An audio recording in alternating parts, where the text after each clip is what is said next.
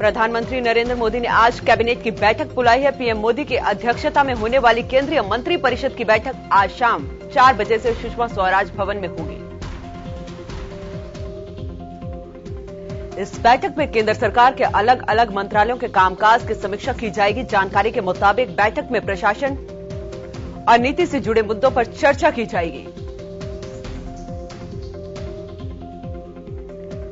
बता दें कि इससे पहले बीते गुरुवार यानी 21 अक्टूबर को प्रधानमंत्री नरेंद्र मोदी ने कैबिनेट के साथ एक बैठक की थी।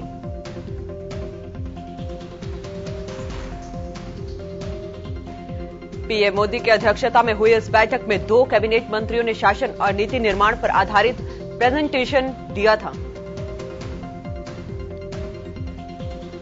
मंत्रियों को शासन संबंधी मुद्दों की बेहतर समझ प्रदान करने के उद्देश्य से आयोजित इस बैठक को चिंतन शिविर का नाम दिया गया है।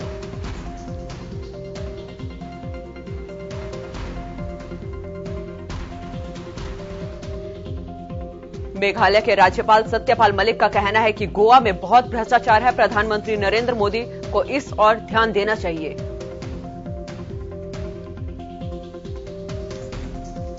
सत्यपाल मलिक ने कहा कि गोवा में बीजेपी सरकार कोविड से ठीक तरह से नहीं निपट पाई है। गोवा सरकार ने जो कुछ भी किया है उसमें भ्रष्टाचार था।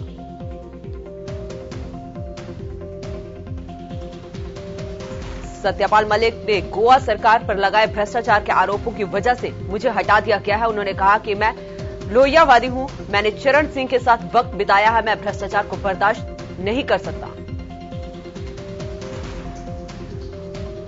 हरियाणा सरकार ने विदेशों में निर्यात को 2 लाख करोड़ रुपए तक पहुंचाने का खाका खींचा है। अभी 85,000 करोड़ रुपए का निर्यात प्रदेश में हो रहा है। निर्यात का नया लक्ष्य हासिल करने के लिए सरकार विदेशियों का मन आयात निर्यात बिजनेस मीट के जरिए टटोलेगी। 2022 की शुरुआत में इसका आयोजन करने की तैयारी है। मुख्यमंत्री मनोहर लाल ने निर्यात बढ़ाने की दिशा में काम करने का जिम्मा विदेश सहयोग विभाग को सौंपा है। विभाग के उच्च अधिकारी दूसरे देशों की वर्तमान सोच और मांग जानने में जुटे हैं। यूरोपियन देशों के अलावा अरब देशों में और अधिक निर्यात करने के लिए वहां के बाजारों और जरूरतों का अध्ययन किया जा रहा है।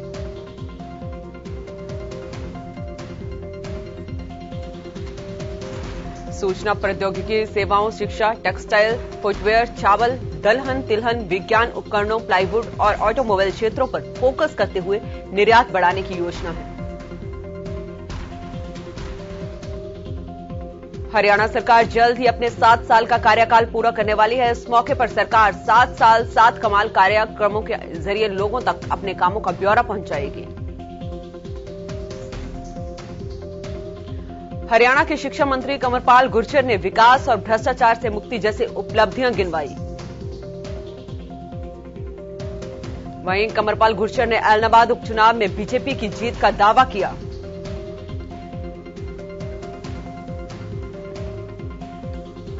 ऐलनाबाद उपचुनाव में बीजेपी जेजेपी गठबंधन के प्रत्याशी गोविंद कांडा के लिए प्रचार जोरों पर है। सिरसा विधायक गोपाल कांडा और जेजेपी संरक्षक अजय चौटाला भी गोविंद कांडा के लिए जोरदार प्रचार कर रहे हैं। जनसभा को संबोधित करते हुए अजय चौटाला ने लोगों से सरकार में हिस्सेदारी डालने की अपील की।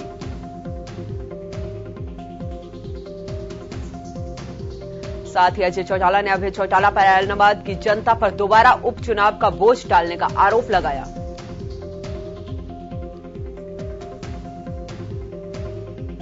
इस मौके पर कुरुक्षेत्र से विधायक सुभाष सुधा, सांसद नायब सैनी, पूर्व मंत्री मनीष ग्रोवर मौजूद रहे।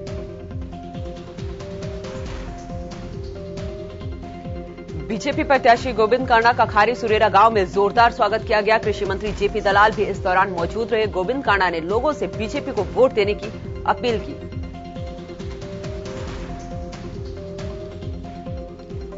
बीजेपी प्रत्याशी गोविंद कांडा का ऐलनाबाद के गांव चिलकाना में ढोल बजाकर स्वागत किया गया। गोविंद कांडा यहां चुनाव प्रचार के लिए पहुंचे थे। इस दौरान लोग खुश नजर आए और बीजेपी प्रत्याशी के समर्थन में जमकर नारेबाजी की। गोविंद कांडा ने लोगों को संबोधित करते हुए 30 सालों के कुशासन के खिलाफ वोट देने की अपील की और विजय होने पर विकास कार्यों का आश्वासन दिया।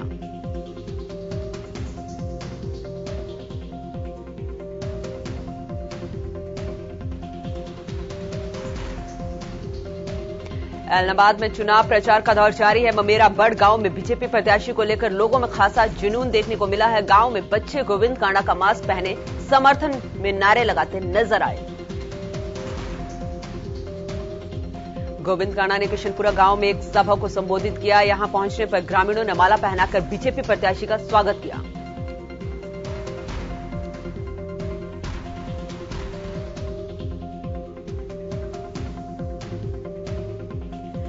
बीजेपी प्रदेश अध्यक्ष ओपी धनखड़ ने निर्माण गांव में बीजेपी के समर्थन में एक सभा को संबोधित किया। इस दौरान सांसद सुनीता दुग्गल भी मौजूद रही।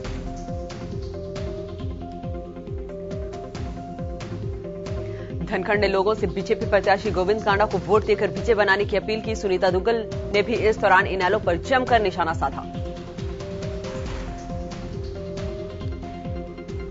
कांग्रेस के राज्यसभा सांसद दीपेंद्र हुड्डा ने कांग्रेस प्रत्याशी पवन बेनीवाल के समर्थन में सोमवार को कई गांवों में प्रचार कर पवन को वोट देने की अपील की। इस दौरान दीपेंद्र हुड्डा ने जहां बीजेपी जेजेपी को घेरा, वहीं इनेलो पर तंज कसते हुए कहा कि अभय चौटाला को इनेलो की दुर्दशा पर मंथन करना चाहिए। उन्होंने कहा कि पिछले विधानसभा में उनके 20 विधायक थे, लेकिन अब 0 हैं। इससे पहले दीपेंद्र हुड्डा पूर्व विधायक भरत सिंह बेनीवाल के निवास पर पहुंचे। उनके साथ पवन बेनीवाल भी मौजूद थे। दीपेंद्र हुड्डा ने पवन बेनीवाल की जीत का दावा किया।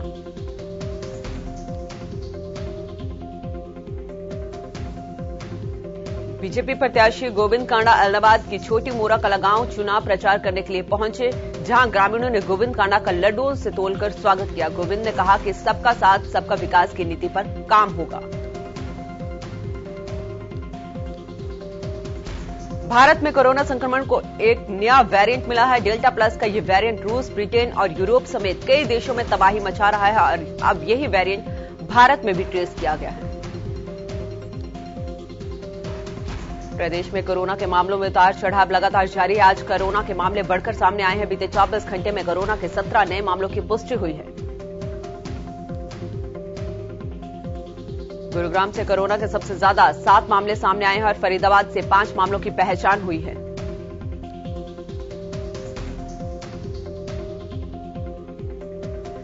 सिंघू बॉर्डर हत्याकांड मामले में सरेंडर करने वाले निहंगों को सोनीपत कोर्ट में पेश किया गया, जहां लगभग 1.5 घंटे चली सुनवाई के बाद अदालत ने चारों आरोपियों को 14 दिन के लिए न्यायिक हिरासत में भेज दिया। कोर्ट ने आरोपी गोविंद प्रीत सिंह को छोड़कर अन्य तीनों निहंगों से एसटी एक्ट के तहत धाराएं हटा ली हैं। साथ ही आर्म्स एक्ट की धारा ना हटे, इसके लिए सरकारी वकील को कोर्ट में 1 नवंबर को नोटिफिकेशन दिखाने का आदेश दिया गया। वहीं इस मामले से जुड़ी अगली पेशी वीडियो कॉन्फ्रेंसिंग के जरिए होगी। बचाव पक्ष के वकील ने कुछ धाराएं हटाने के लिए कोर्ट में दलील रखी थी।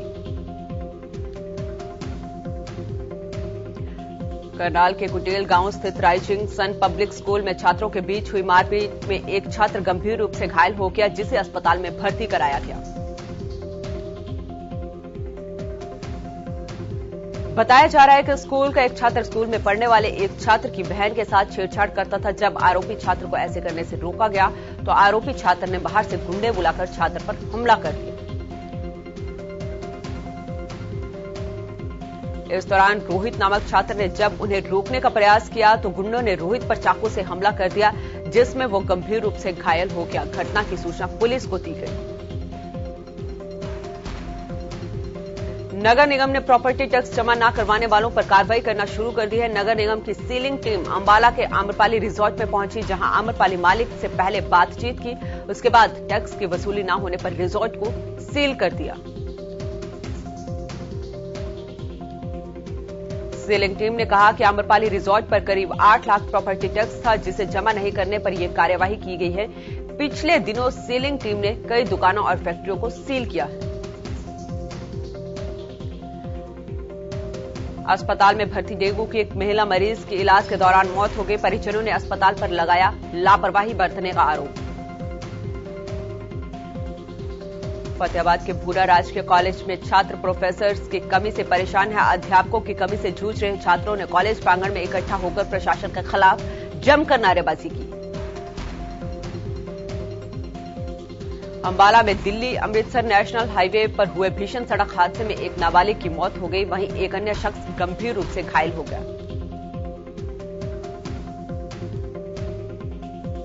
हादसा उस वक्त हुआ जब एक तेज रफ्तार कार ने ट्रक को पीछे से टक्कर मार दी। भिड़ंत में कार बुरी तरह से क्षतिग्रस्त हो गई और इसमें सवार नाबालिग की मौत हो गई।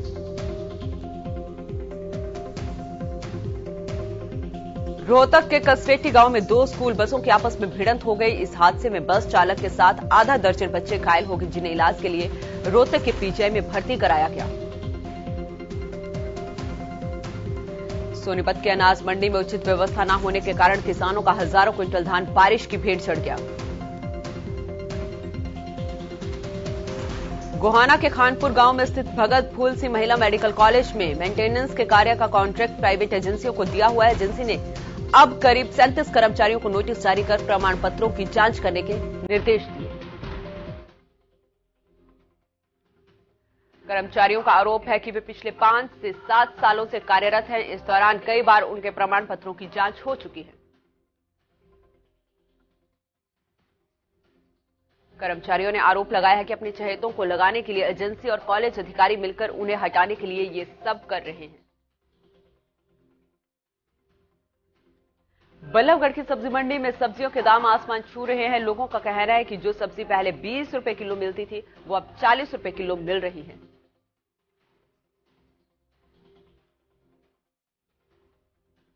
वहीं सब्जी विक्रेताओं का कहना है कि पहले मटर के दाम 100 रुपए किलो थे, लेकिन अब 140 रुपए किलो हैं। टमाटर पहले 30 रुपए किलो था, लेकिन अब 50 से 60 रुपए किलो हो गया है। सब्जी विक्रेताओं का कहना है कि पेट्रोल डीजल के दामों में हो रही बढ़ोतरी के कारण सब्जियां महंगी हो गई हैं।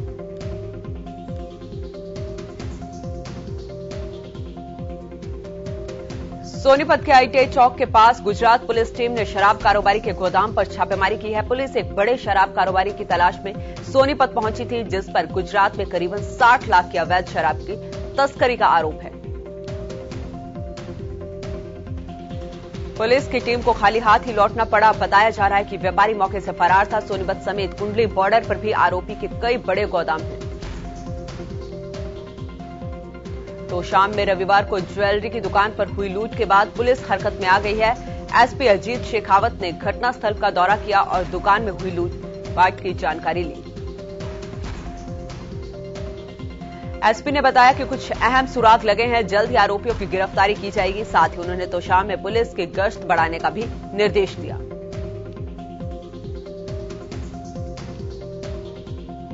बता दें कि रविवार को लुटेरों ने हथियार के बल पर ज्वेलरी दुकान में लूटपाट की घटना को अंजाम दिया और फरार होने के दौरान फायरिंग की थी, जिसमें 2 लोग जख्मी हो गए थे। झज्जर जिला विधिक प्राधिकरण में एकता दिवस के उपलक्ष्य में स्कूली छात्रों के साथ जागरूकता रैली निकाली।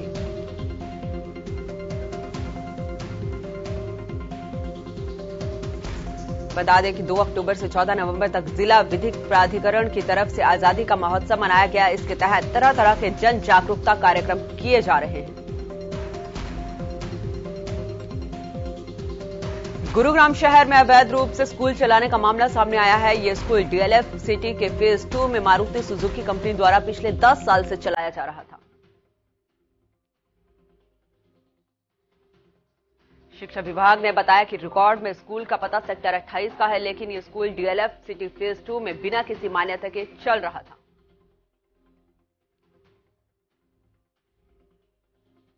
वहीं मामले की जांच के लिए एडीसी साहब ने एक इंक्वायरी कमेटी बनाई है। ये कमेटी 26 अक्टूबर को अपनी जांच रिपोर्ट पेश करेगी।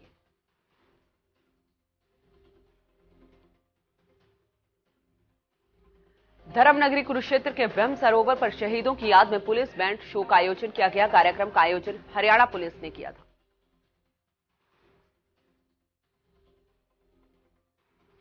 कार्यक्रम में देशभक्ति धुनों से देश और प्रदेश के शहीदों को याद किया गया। बता दें कि कुरुक्षेत्र पुलिस की तरफ से 21 अक्टूबर से 31 अक्टूबर तक फ्लैग डे मनाया जा रहा है, जिसमें शहीदों को याद कर उन्हें श्रद्धांजलि दी जा रही है। शहीद पुलिस कर्मियों की याद में जिला पुलिस कुरुक्षेत्र ने कार्यक्रम का आयोजन किया। इस कार्यक्रम में पुलिस ब्रास बैंड ने शानदार प्रस्तुति दी।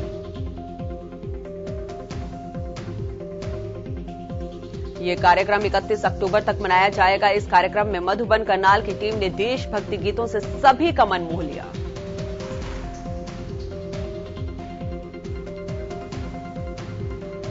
इस कार्यक्रम में डीएसपी मुख्यालय सुभाष चंद्र मौजूद रहे। उन्होंने कहा, शहीद पुलिस जवानों की याद में हर साल पुलिस स्मृति दिवस और फ्लैग दिवस मनाया जाता है। गुरुग्राम की पीएनडीटी टीम ने रेवाड़ी के लाल अल्ट्रासाउंड सेंटर पर रेड कर संचालक को लिंग अनुपात की जांच करने के आरोप में हिरासत में ले लिया है, जिसकी सूचना मिलने के बाद पूरे शहर के चिकित्सक अल्ट्रासाउंड सेंटर पर पहुंचे और इस दौरान चिकित्सकों ने अल्ट्रासाउंड संचालक की गिरफ्तारी का विरोध किया। गुरुग्राम के सोहना में एक 5 साल की मासूम के साथ दुष्कर्म के बाद हत्या का मामला सामने आया है। मामले में पुलिस ने पिता की शिकायत पर आरोपी को गिरफ्तार कर लिया है।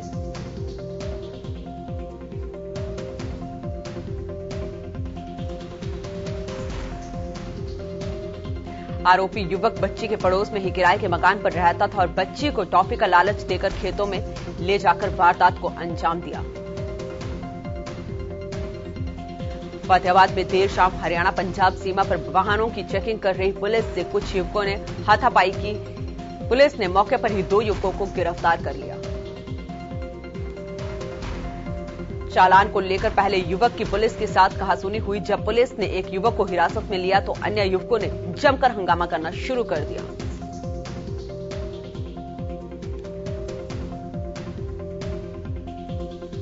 सोनीपत एसटीएफ पुलिस को बड़ी सफलता हाथ लगी है। एसटीएफ ने लूट, हत्या, डकैती और रंगदारी के आरोपी धर्मेंद्र सिंह को पलवल से गिरफ्तार किया।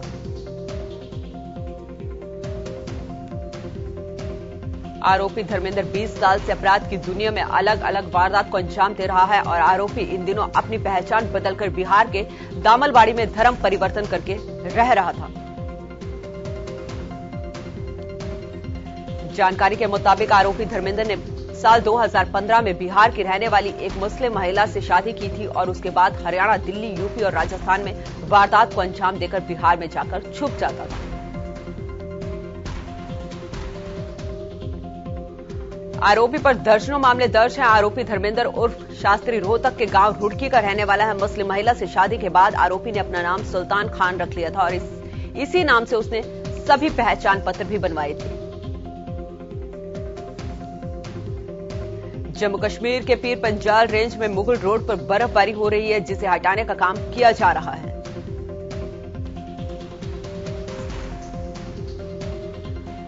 भारत के उपराष्ट्रपति एम वेंकैया नायडू और केंद्रीय सूचना एवं प्रसारण मंत्री अनुराग ठाकुर ने दिल्ली के विज्ञान भवन में 67वें राष्ट्रीय फिल्म पुरस्कार एवं दादा साहेब फाल्के पुरस्कार समारोह में भाग लिया। इस दौरान भारत के उपराष्ट्रपति और केंद्रीय सूचना एवं प्रसारण मंत्री अनुराग ठाकुर ने अभिनेता रजनीकांत को दादा साहेब फाल्के पुरस्कार से सम्मानित किया। प्रधानमंत्री नरेंद्र मोदी ने सोमवार को यूपी के सिद्धार्थनगर से 9 मेडिकल कॉलेजों का उद्घाटन किया। इन 9 मेडिकल कॉलेजों की लागत 2,329 करोड़ रुपए है।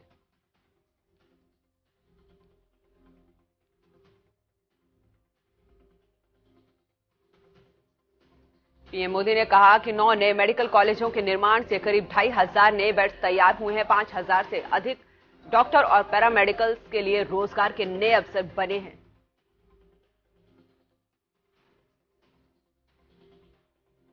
गृह मंत्री अमित शाह जम्मू कश्मीर के दौरे पर है। इस दौरान गृह मंत्री ने गांदरबल के माता खीर भवानी मंदिर में पूजा अर्चना की।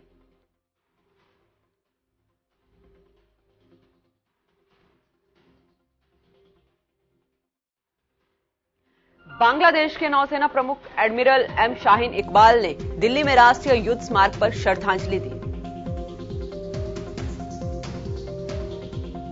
दुनिया के सबसे ज्यादा मुस्लिम आबादी वाले देश इंडोनेशिया के पहले राष्ट्रपति सुकर्णो की बेटी दिया मुटियारा सुकमावती ने इस्लाम छोड़ हिंदू धर्म अपनाने का फैसला किया है।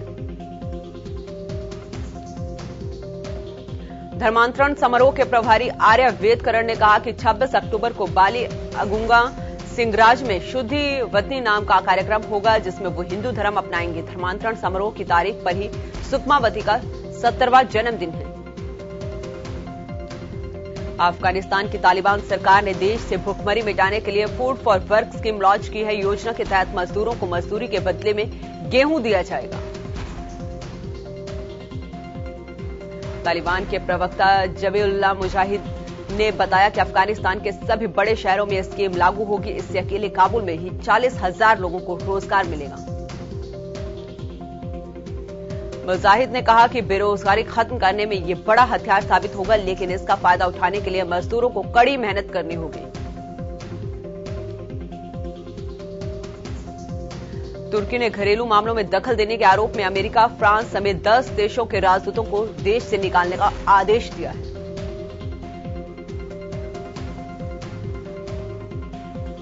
अमेरिकी सैनिक गहरे तनाव अवसाद के शिकार है, जिसके चलते बीते 6 महीने में अलास्का के वायु सैनिक अड्डे पर 6 सैनिक आत्महत्या कर चुके हैं। वहीं बीते 2 दशक में 30,177 सैनिक जान दे चुके हैं। मनोवैज्ञानिकों के मुताबिक लगातार लड़ते मारते सैनिक खुद पर से भरोसा खोने लगे हैं, इसलिए वे ऐसा कदम उठा रहे हैं। T20 वर्ल्ड कप में पाकिस्तान ने भारत को हराकर इतिहास रचा और अपने मिशन की बेहतर शुरुआत की। मैच से पहले भारत की टीम मजबूत दिखाई पड़ रही थी, लेकिन मैदान में पाकिस्तान ने हर मोर्चे पर टीम इंडिया को फेल साबित कर दिया।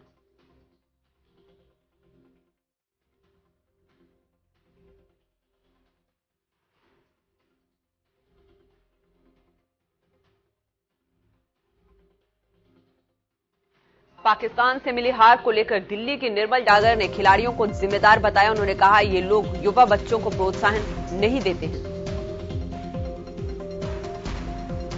अफगानिस्तान ने आईसीसी T20 विश्व कप के सुपर 12 में स्कॉटलैंड को 130 रनों की करारी शिकस्त दी।